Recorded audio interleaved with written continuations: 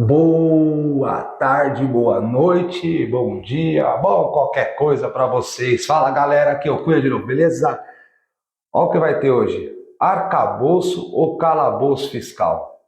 É, tem muita gente criticando, tem muita gente elogiando aí a proposta que ambos ministros, Haddad criou juntamente, ele apresentou, na verdade, né, junto com a Tebet.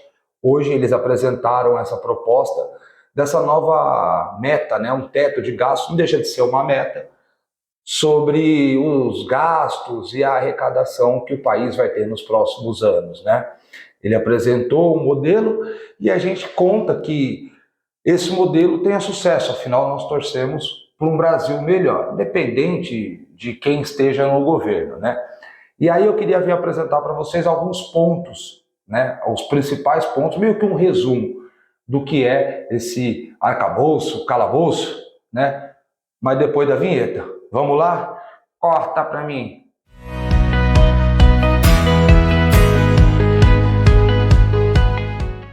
Então, esse arcabouço fiscal, galera, ele veio para tentar dar uma flexibilizada, se assim podemos dizer, né?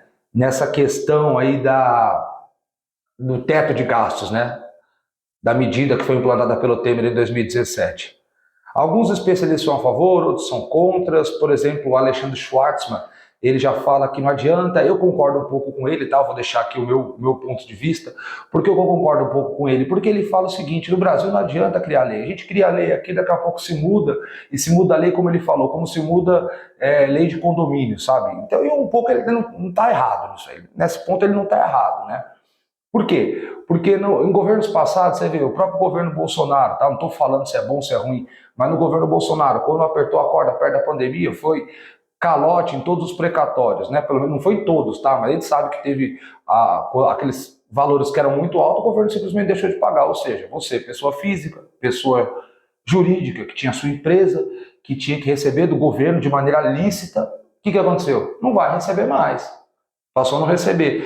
Aí, claro, não é o contexto geral, né? Não é uma generalização, não é que todo mundo não recebeu, né? Foram as dívidas acima de valores, são mais expressivas, dívidas mais expressivas. O que não deixa de ser dívida. O governo deu esse calote.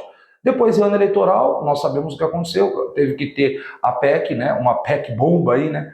Para conseguir estourar também novamente o teto de gastos, para incluir auxílio, né, o Auxílio Brasil, que a gente fala que é o Bolsa Família, auxílio emergencial, minha nossa senhora, é nome que não acaba mais. Mas para quê? Para a mesma finalidade. A gente sabe qual é a finalidade, que era uma finalidade assistencialista. Eu tenho meus prós e contras também, não vou entrar nesse mérito, quem me conhece sabe qual é a minha opinião sobre isso. Acho que deveria ter um curto prazo, um tempo, e o melhor assistencialismo para mim é emprego. Mas aí vai de opinião, eu acho que ele deve existir, mas não da maneira como sempre existiu, em troca de votos. Tá? Esse não é o ponto. O ponto é que esse projeto foi apresentado, né? E ele precisa passar, ele vai tramitar no Congresso, né? E quais são os pontos deles? Eu vou passar para vocês aqui. Ó. Além dele ser aprovado no Congresso, né, ele muda essa regra, claro, do teto de 2017.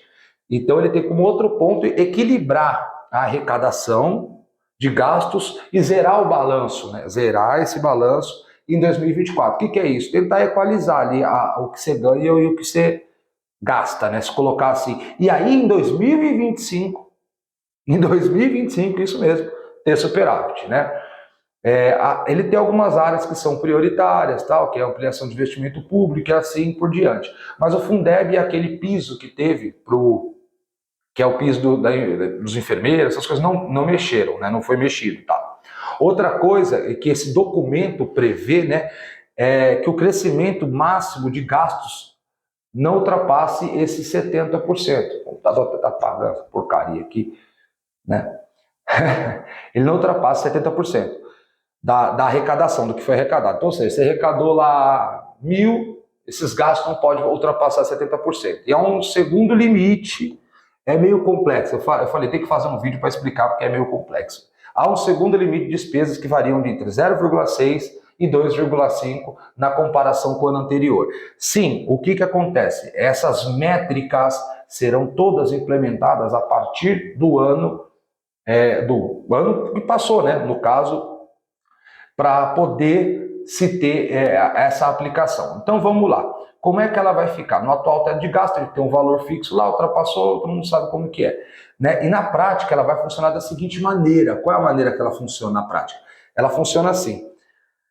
Vamos supor aqui, né, que o governo cresça de arrecadação 5% acima da inflação. Um exemplo, claro. Cresceu 5% acima da inflação. Beleza.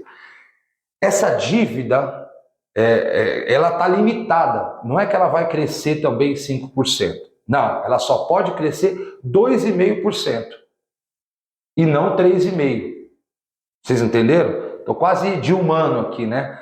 Então, por exemplo, novamente, vou repetir, hein? Vou repetir, anota aí.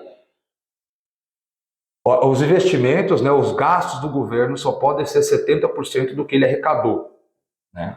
Ele pode falar de PIB, alguns outros especialistas podem falar, e mais certamente, até porque esse projeto ainda nem entrou em tramitação, então tem muitas coisas ainda que estão para vir. Mas vamos lá. Você arrecadou 100, tá? Então você vai poder gastar até 70% disso.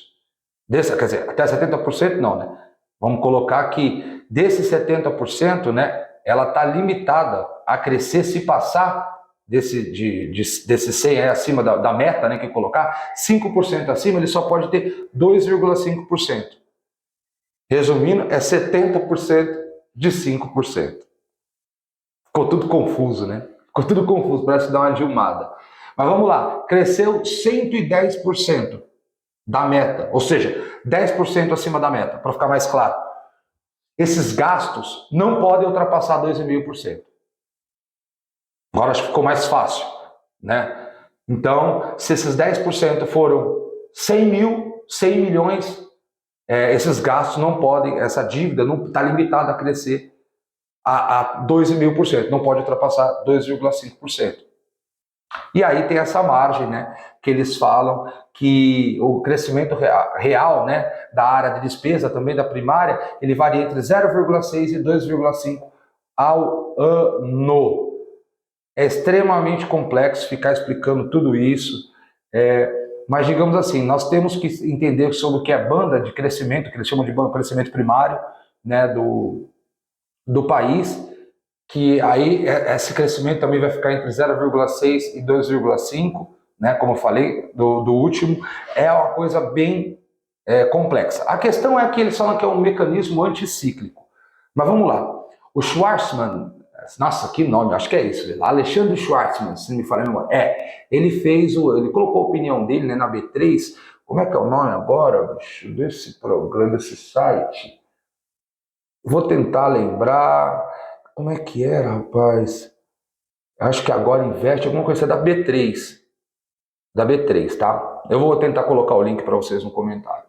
Ele fala que não adianta muito. Por que não adianta muito? Aí eu concordo um pouco com ele. Porque o Brasil cria aí, vamos colocar esse arcabouço, esse calabouço aí de gastos. Só que chega na hora do vamos ver, na hora que a corda tá apertando, ninguém vai querer mandar ninguém embora, ninguém vai querer economizar, ninguém vai cortar custos, porque o governo, acho que foi o Friedman que falou isso, se não me falha a memória. Estou muito de falhar a memória, hein? Mas é isso, o governo é incompetente quanto mais se botar ele para gerenciar o Saara, em 5 anos acaba a areia. Né? Mas é bem por aí mesmo. Né? Ele fala que não adianta criar, né? Esse quem fala, o Alexandre Schwarzman, que não adianta que você criar um arcabouço com todas essas regras, que não vai ultrapassar 2,5%, que vai ficar até 0,6%. Não adianta você criar nada dessas regras se você não as cumprir no futuro. Chegar amanhã e falar, não, a gente vai precisar de dinheiro aí agora para aumentar o Bolsa Família, porque teve uma crise, e normalmente o Estado maior nunca cumpre com a parte dele e passa essa pemba para o contribuinte, né? No caso, para nós. Então, o que acontece? Não adianta nada ele falar. Aqui se muda a regra igual se muda as regras de condomínio. Então, fica complicado. Agora, outros já acham, a Miriam Leitão já acha que é algo que pode ser mais bem aproveitado. Agora, você vê, o João Moretti já fala de uma outra maneira, que não vai fazer diferença a curto prazo. Né? Ele fala, o Anilson Moretti, ele já diz o seguinte, olha, a curto prazo aumentar a dívida, né, o mercado vai ficar apreensivo, enfim, Esse vídeo é para saber qual a opinião de vocês. Ligar essas porcaria que fica desligando aqui, eu deixo para desligar a tela. Mas eu quero saber a opinião de vocês. De toda essa bagunça aí de 0,6 a 2,5, que se passa 5%, você vai ter que ficar 2,5%, dessa dilmada toda aí. O que vocês acham? Eu tenho minha opinião, que tudo na prática é diferente do que na teoria. E tem que aguardar o que o Congresso vai fazer. Coloca aí a sua opinião, se você entende mesmo do assunto, mesmo se você não entende, coloca aí o que você acha. Vai ser bom, não vai ser bom para o governo? E, antes de tudo, não esqueça de dar o joinha aí, compartilhar, porque a notícia é importante. E se você não compartilhar, eu vou falar, você está simplesmente deixando alguém que quer conhecer esse conteúdo para trás. E você não é uma pessoa que vai fazer isso. Você é uma pessoa bacana, inteligente e quer o bem do próximo. Compartilha, sininho e deixa o seu like para nós. Beleza? Fui!